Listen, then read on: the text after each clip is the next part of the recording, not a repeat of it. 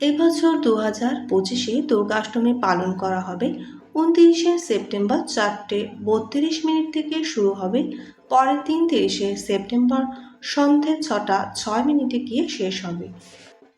ভক্তরা যে কুমারী পুজো করে সেই মেয়েদের দেবীর নানা রূপের সঙ্গে প্রতিনিধিত্ব করে থাকেন।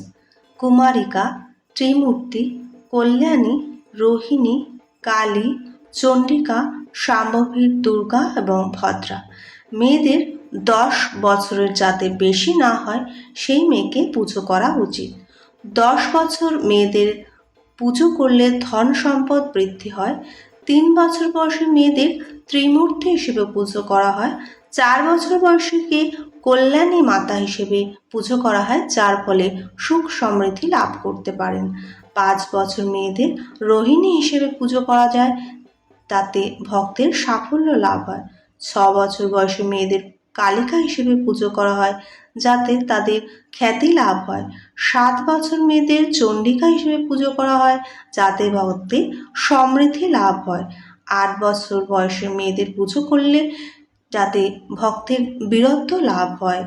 9 বছর বয়সে দেবী দুর্গার রূপে পুজো করা হয়।